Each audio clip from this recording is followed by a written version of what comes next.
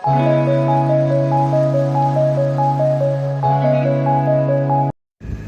राधे दोस्तों, तो कैसे हैं आप सभी। आशा करती हूँ आप सभी बहुत अच्छे होंगे।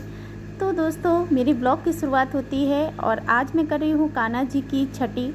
तो मैंने यहाँ पर बनाया है कढ़ी चावल और ये भोग के लिए 2 रोटियाँ, यानी कि 4 रोटी हैं। और हमारे यहाँ इसी तरह से छठी में भोग लगता है कान्हा जी का। आप ब्लॉग में बने रहिएगा, आगे सब कुछ देखने को मिलेगा। और बनाई है मैंने पंजीरी पंचामृत, क्योंकि भगवान को ये कच्चा खाना सीधे जाके ऐसे तो भोग नहीं लगा सकते ना।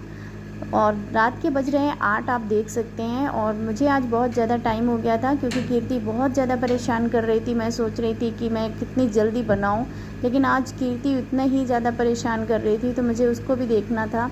बड़ी मुश्किल से, ये समझ लीजिए, मैं 5 बजे से स्टार्ट कर दी थी सब कुछ बनाना और खाना पीना। और मुझे टाइम बहुत ज़्यादा हो गया था, मैं क्या करती, कोई और था भी नहीं।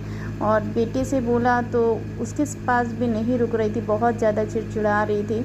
और इसीलिए मुझे हो गया थोड़ा सा लेट। थोड़ा क्या, मैं क्या बताऊं, बहुत ज़्यादा लेट हो गया। और यहाँ पर श्रेष्ठ भगवान को स्नान करा रहे हैं, क्योंकि इनका स्नान होगा और इनको वस्त्र पहनाए जाएंगे। उसके बाद फिर भोग लगाया जाएगा। तो किस किस क्या ऐसे छठी मनाई जाती है। तो गाइज़, यहाँ पर श्रेष्ठ अपना कर रहे हैं, आप देख सकते हैं। मेरे घर में ना 2 लड्डू गोपाल हैं। एक मेरे मैं जब बाहर आई थी ना रहने के लिए, तो मैं लेके आई थी, मतलब बाहर से लेके आई थी, कहीं तीर्थ स्थल पे गई थी, मैं चित्रकूट गई थी, मैं वहाँ से लेके आई थी ये लड्डू गोपाल अपने घर के लिए। जब मैं बाहर आई तो मुझे जन्माष्टमी जब करनी थी, तो बहुत से लोग मूर्ति खरीदते हैं ये सब। मैंने लड्डू गोपाल को एक बार ले आई थी पीतल के, कि अब इनकी ही पूजा करूँगी और हर साल लाने की ज़रूरत नहीं है। बहुत से लोग लेके आते हैं और आज भी प्रथा है, लोग छोटे छोटे से ख़रीदते हैं, खीरे वाले और ऐसे साधारण से। लेकिन मैं ऐसे ले आई, बहुत से घरों में इसी तरह के लड्डू गोपाल को ही वो किया जाता है।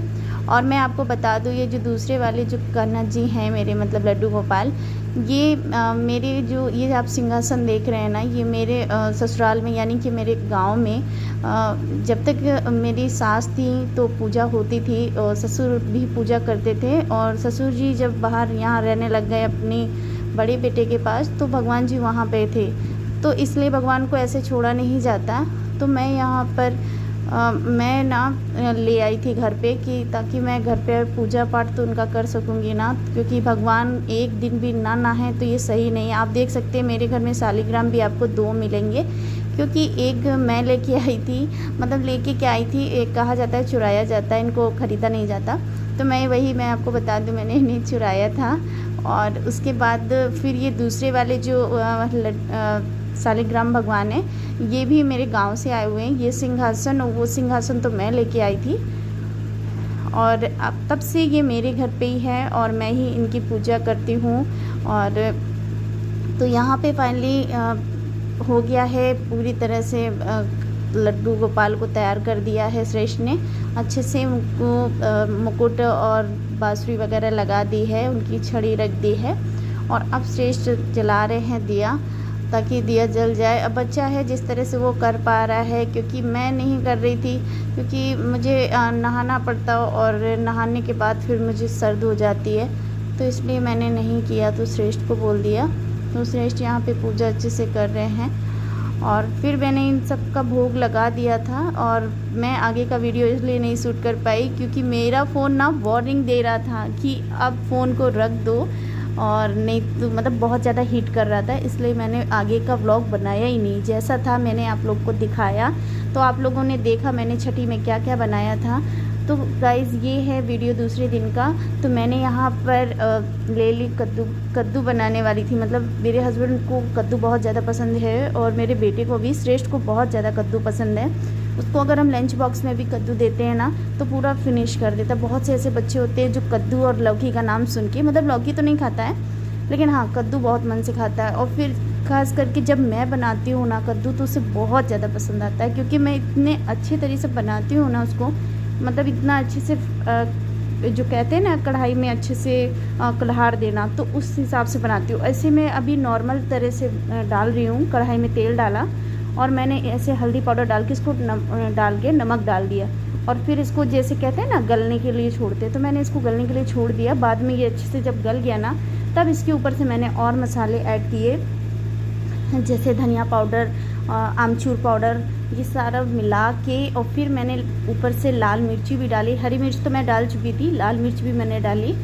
ताकि। और फिर इसके बाद इसमें हल्की सी चीनी मिला दी, तो खट्टा मीठा करके कद्दू रेडी हो गया और मैंने अपने बेटे को लंच में दे दिया।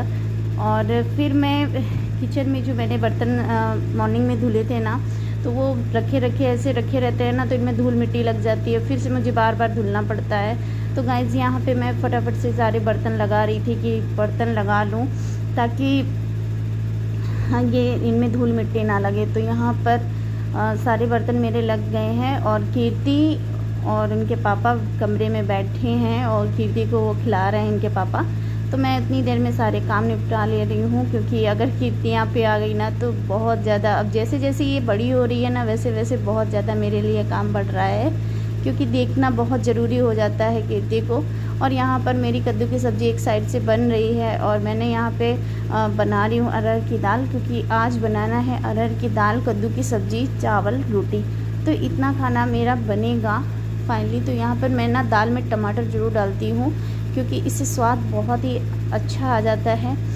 तो गाइज़ आप लोगों को मेरी वीडियो कैसी लगती हैं कमेंट में ज़रूर बताइएगा। और मुझे ब्लॉग बनाए 1 मंथ से ऊपर हो गया, लेकिन आप लोग का सपोर्ट नहीं मिल रहा गाइज़। प्लीज़ मेरा सपोर्ट कीजिए गाइज़। मैं 2-3 साल से बहुत चैनल बना के बहुत ही, मैं आपको क्या बताऊँ, मेहनत कर चुकी हूँ, मुझे अभी तक कोई फल नहीं मिला, कोई भी मतलब कि मेरा चैनल तो मोनेटाइज हो ही नहीं पाता है। पता नहीं क्या किसकी बुरी नज़र लगी है कि मुझे चैनल बदलना पड़ता है। तो गाइज़ अगर वीडियो अच्छी लगी वीडियो को लाइक, चैनल को सब्सक्राइब। मिलते हैं नेक्स्ट वीडियो में, बाय बाय।